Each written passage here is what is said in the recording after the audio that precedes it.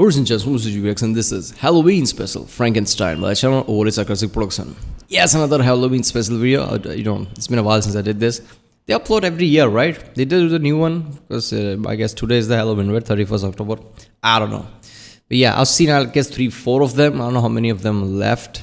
But yeah, this is going to be fun. Frankenstein is one of the most famous creature monster thing out there, right? It's always like, they just, it shows the night, right? They just, spin the fucking electricity or whatever. Oh, it's alive, whatever. And there you go. Then town folks comes and burns it alive or something. I'm sure that's the modern adaptation because that's how things go. That's one thing I'll learn from OSP. So let's watch it. Remember, if you like my Rick, don't forget to subscribe. So I know we start videos today tomorrow. Check out the Rick Sunday. There's a link in the season. And yeah. There are three classic monsters people generally think of when they think of Halloween. The first is vampires, who, despite having their image revamped in a more heroic direction in recent years, have still managed to retain their whole creature of the night vibe. The second is werewolves or wolfmen, who don't quite have the same pervasive evilness as vampires, but still make a good scary costume. And the third is Frankenstein, or to be more accurate, Frankenstein's monster. Now, one of these things is not like the other. Vampires and werewolves are groups. That's all the thing, right? Everybody thinks of Frankenstein and they think of the monster. No, that's the scientist, doctor, or whatever. It's Frankenstein's monster. But Frankenstein's monster is an individual. Not only that, but vampires and werewolves have at least centuries of mythos supporting them. Werewolves as benevolent witch and demon hunters date back at least to the 1600s, and vampires as a catch-all blanket term for the living dead go back way farther than that. Frankenstein is one book from the 1800s. So how did it become so intrinsic to the modern notion of horror that its eponymous creature is paired with things as enormous and primeval as vampires and werewolves? Well, for one thing, it's a really good book. Frankenstein, written by Mary Shelley when she was just 18, is considered one of the first science fiction stories, and argued by some to be the first due to its actual focus on science and scientific progress. Victor Frankenstein is a haunting examination of the maniacal fanaticism felt by those who thirst for knowledge and the lengths that someone can be driven to in their pursuit of that goal, while Frankenstein's monster is a tragic examination of the inhumane results of science taken too far without discipline or consideration for consequences. Also, it got turned into a couple early horror movies, which probably helped. So our story begins in a way that has Wait a minute, she did all this kind of a detail character, psychologically built all these characters while she was 18? Damn, I mean, did she do anything else besides Frankenstein after that? Because if you can do Frankenstein at 18, I mean, come on. Nothing to do with Victor Frankenstein or his monster in a ship heading to the North Pole. The captain is one Robert Walton, and the framing sequence for the story is that Robert is writing letters to his sister back home describing the progress of his expedition. See, Robert has been seized by the thirst for discovery, and as a result has embarked on this highly dangerous expedition into uncharted territories for the betterment of knowledge as a whole. Hey look, literary parallels to our protagonist's personal journey and subsequent downfall. Or no, wait, that's just Victor Frankenstein, frozen and emaciated on a nearby iceberg. So Robert brings him on board, and Victor explains that he's up here because he's been chasing someone. Now, some of the ship's crew saw a dog sled in the distance earlier that day, who Victor says is almost certainly the guy he's talking about. Then, as Robert helpfully transcribes the whole novel to send to his sister, Victor proceeds to tell him his entire life story to explain how he got where he is today. So Victor starts at the very beginning with a long explanation of how his parents met and how he, their eldest child, got to travel the world with them from an early age. One day, while his parents were visiting some local poor people, they spotted a little girl who was way prettier and blonder than everyone she lived with, and her poor person family explained that her name was Elizabeth and she was a noble-born orphan they'd taken in before they got poor. Victor's parents and Elizabeth's foster parents collectively decide that she's way too beautiful and pure to be stuck living in poverty, so Victor's parents adopt her. Yeah, just screw all those other poor kids that aren't blonde-haired little cherubs. So that's how Victor acquires his childhood. Oh, look at that cute face. That small kid is really cute, but doesn't have blonde hair, so fuck him. Sweetheart/adopted sister, Elizabeth. They grow up together in their impossibly idyllic Swiss mountain house and their other house in Geneva, and finally their favorite house on Belle Rive. Elizabeth has the soul of a poet and mostly focuses on the beauty of nature and other such whatever, but Victor is a sciencey, curious soul and starts absorbing the contents of the family library in pursuit of his singular goal. Victor wants to understand the nature of nature. Oh, also Victor has a childhood best friend named Clerval, who's basically sunshine personified. Overall, Victor's life is about as good as it can get, except for that one bit where his mom dies, but all that changes when Victor goes to college. That's right, that uncle you only see at Thanksgiving was right all along. College is an evil tool of the man that changes you into some wussy, bleeding heart version of your former self. The only way to stave off the transformation is to make sure you never learn anything outside your pre-existing worldview and refuse to adjust your opinions accordingly. Well, no, Victor's college experience isn't that kind of disappointing. But you know how every grade has that one kid who's just way more advanced than everyone else, but as soon as that kid tests into a new school environment, they're utterly blindsided by the fact that everyone there is just as smart as they are, and they're no longer the de facto smartest kid in the room, and it sends them spiraling into a crisis of ego because they don't know who they are anymore? Well, that's not Victor's problem either. Victor's problem is that as soon as he gets to college, that whole thirst for knowledge thing spirals out of control. With the help of a professor, Victor absorbs every physical science he can find, along with a healthy dose of mathematics, and spends 2 years straight making way more progress than anyone else in his classes. This is also around the time that Victor starts thinking about life. Not in a classic, I'm a third year and what am I doing with my life sort of way, but in a what is life and how can I create it sort of way. You know, normal science stuff. So Victor decides to figure out how to create and give life, which he does in the space of 5 sentences. So, you know, normal science stuff. Anyway, now that Victor's figured out the trick to reanimating the dead, which, side note, he never tells us how to do, meaning the movies had to make up that lightning thing on their own, Victor decides he wants... Alright, seriously, this trope touches that kind of a, thing like one guy's too genius and he does things on his own, creates ridiculous things on his own. I mean, that's not gonna work in real world. If you want to do anything, you would need grant and money, which will only people can give, basically. And at that point, there will be lots of checks and basically lots of oversights and things. So, this is like an interesting psychological take. Like, if you're really smart, like ridiculous and smart, like how he's here right now, and morality can basically touch and go sometimes when you're really in the frontier like that. Are you going to end up doing something like this, like create a monster or something, reanimate dead, right? Doing something fucked up in order to pursue the science. I mean, I can see that happening, right? Because when you're in the bleeding edge of the scientific frontier, lots of lines can get blurred, right? I understand that. That's why people sometimes worry, like, holy shit, what if somebody creates some kind of a black hole in some kind of a particle accelerator and shit like that. But the point is, that's why there are grants, that's why there are oversights, and that's why there are multiple scientists. There's no one guy ever going to do something. But I'm surprised that she was at 18 and think of all this shit. This is really incredible. To make a man. So Victor casually repurposes his room into a human assembling station, raids a truly staggering number of graveyards, and sets about assembling his creation. This ambitious project takes him through most of a year, during which time he throws himself totally into his work, neglects his own health, and wastes away to an emaciated shadow of his former self, driven only by his burning desire to progress. Which is actually fairly normal for college. Finally, November rolls around and Victor finishes assembling his pet project, a huge, beautiful man crafted from only the finest ingredients. Now, if you stumbled a little on the beautiful thing, while modern movies present Frankenstein's monster as a huge, inarticulate patchwork monster, the book version is beautiful, intelligent once he gets some learning in him, and his only fault is that his eyes are creepy and he's a little viscerally disturbing to look at. In fact, his eyes are so creepy that as soon as Victor animates him, he freaks out, declares the experiment a failure, and storms off to take a nap. After some What the fuck? Oh, I'm gonna take my time assembling you, including the eyes, but as soon as I see you in the end, that's when I'm gonna freak. Imagine if he had constructed and make him alive, right? And he suddenly just starts screaming like, what the fuck, I'm still in pain, why would you do this? horribly symbolic nightmares, he wakes up to find the monster staring down at him, freaks out all over again, and books it out into the night. Because nothing says responsible science parent like abandoning your new creation to the elements 5 minutes after his creation because you didn't get his eye color right. Luckily for Victor, shortly thereafter he's found by his childhood friend Clerval, who came to check up on him because his family was worried that they hadn't heard from him in 3 years. Well, technically he's a kid, right? He goes to college, so he must be in his teens or something.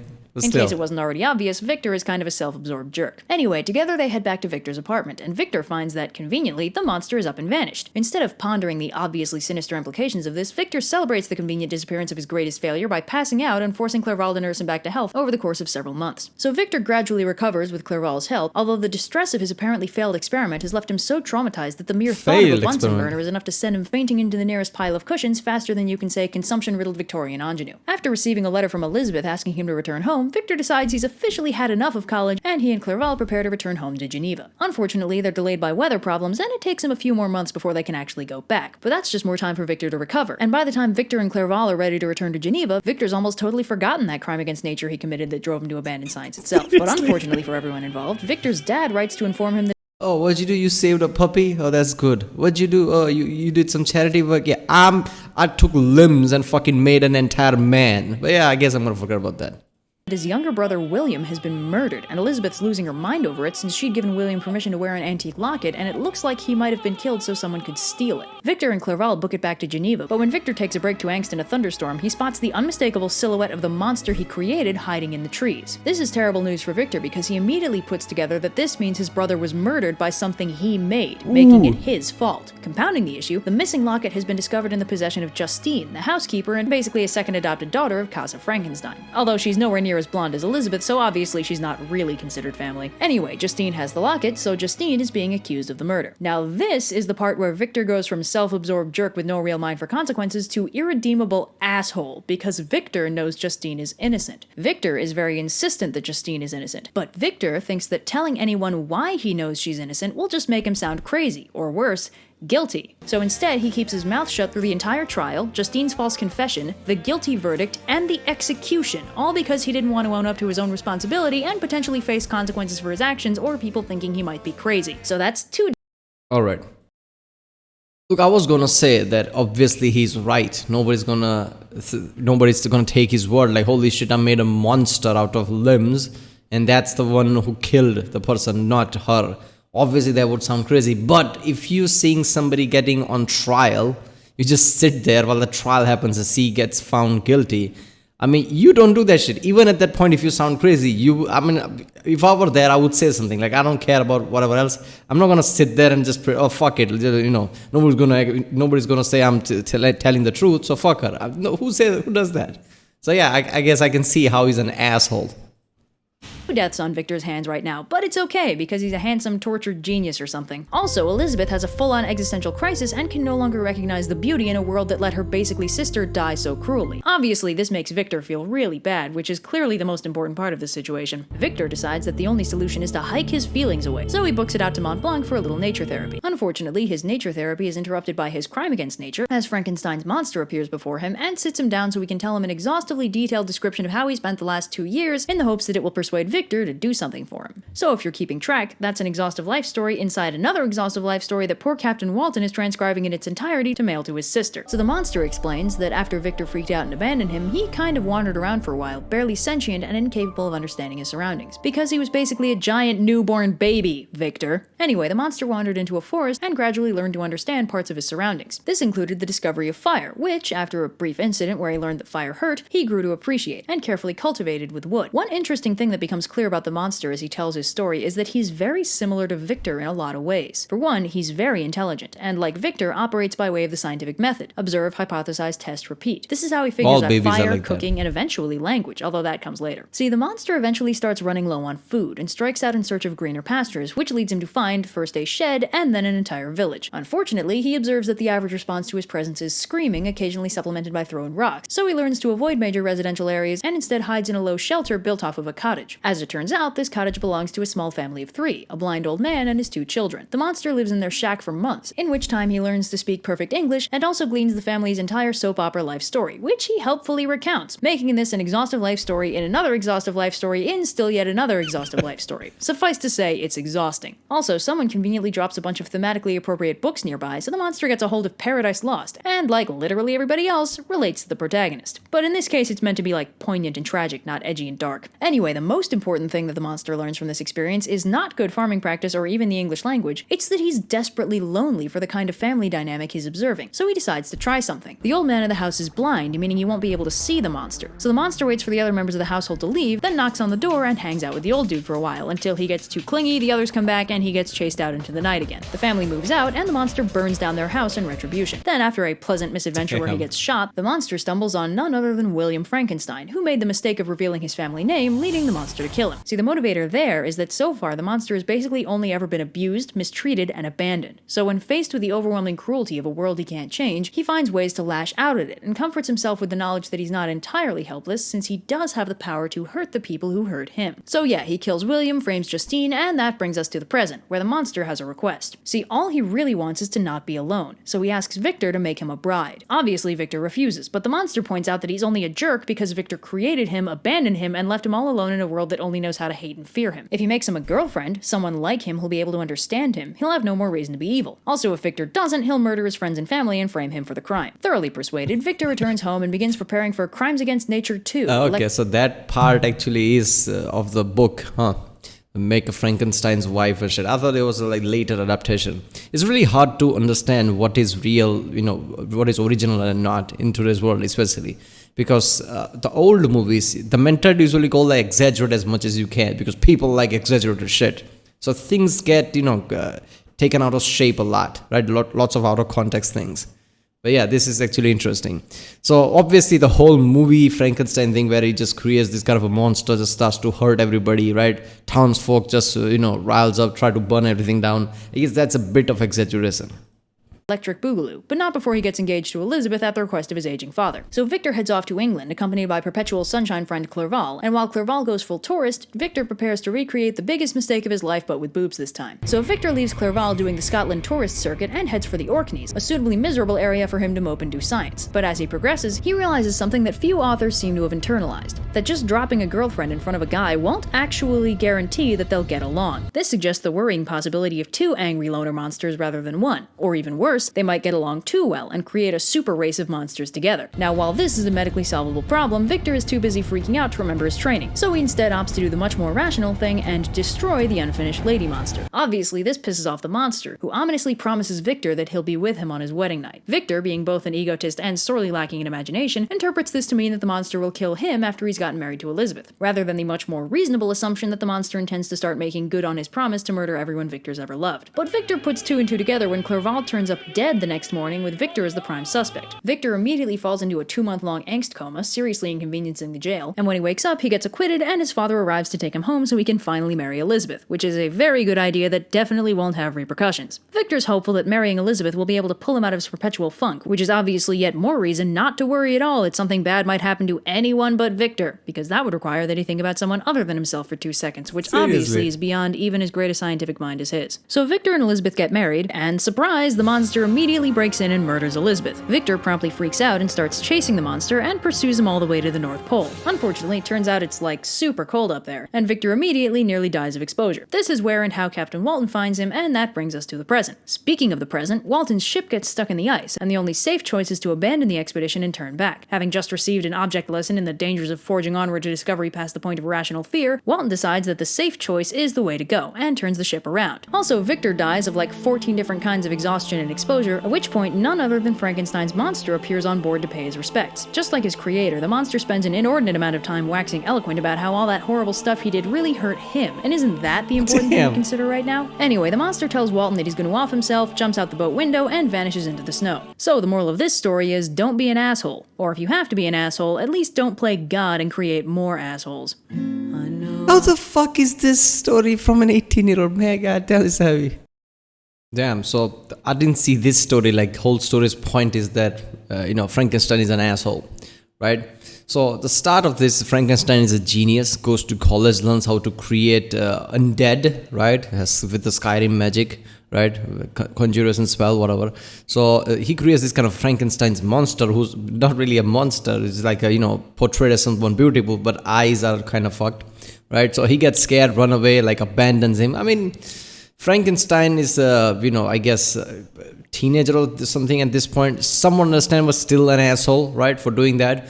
And then, basically Frankenstein's monster just runs around, right? Obviously, it doesn't know anything, like a baby at this point. And like all the babies, right? Have you seen any baby just what is that? I just try to take all the, clothes out and, try to do something with it and whatever, right? They always say, what is this? How does that work? So all babies have this kind of a scientific mind in a way that we spend a whole childhood saying, shut up and sit down, do nothing. And we then surprised how nobody's clever. Nobody has scientific mind. But yeah, that's how he was. He just basically saw fire, then heard of family, learned English from that or whatever, right? And then, got mistreated, burned down the house and killed certain people. I don't know. At that part, I don't know. Because there has been study done on basically kids, right? Babies and kids. If you shown somebody, I don't know, morally questionable thing, will they see that as bad or something? and they every time they're like they choose like they get afraid of something. I don't know exactly what the study was, but the point is we might be moral since birth, right? There is a argument for that. So I don't know if Frankenstein would just start to kill everything, right? But then again, the difference here is that Frankenstein is a whole big giant, right? He has ability to hurt people. So if somebody treats him badly, as a child, his mind only thing is to lashing out. And by lashing out, babies lash out, they cry. He lash out, he's gonna kill things. So I guess I can see that happening, right? So then obviously he confronted Frankenstein at that point and told him to create a bride, which I thought was an exaggeration, not from the book, but it's actually the story. So he halfway point is like, oh, I can't do that, and just fucks off. And then Frankenstein basically, kills the bride. And then, the Frankenstein monster just kills the bride. Frankenstein chases him all the way to the North Pole and dies in midway. Right? Frankenstein also jumps out of the boat, whether he's dead or not, who knows. That end feels like, I don't know, see just by the end just said fuck it and just wrote that end. I don't know, it feels like lackluster in a way, but still, it just creates this kind of a natural, realistic way of like, this is how it would happen, right? No, some grandeur finishing moment. No, they just runs to North Pole and both die or something. Yeah. This was great. Wait about it. I can't take one more. Victor is a fascinatingly terrible person, and yet the story is still incredibly impactful when you read it from his point of view. Yeah. Towards you, 'cause all that's waiting is he's not a relatable protagonist, wealthy, brilliant, to an inhuman degree, but we can still understand him and a lot of his struggles. I mean, that's the case with everyone, though. There is never point black or point white. There's always gray areas, right? So if you see from anyone's perspective in anything, right, you're gonna see reason somewhat. We're supposed to pull out from that person and see actually what's happening. So obviously you're gonna see from his perspective. It's his struggle will feel like okay. Regret. And don't you know I'm not. Although it's constant inner monologue of this bad thing I did had consequences. Woe is me. Can get a little exhausting. Yeah. Your ghost anymore. You lost the love. Notable things everybody forgets. Victor is not a doctor. He is in fact a college dropout.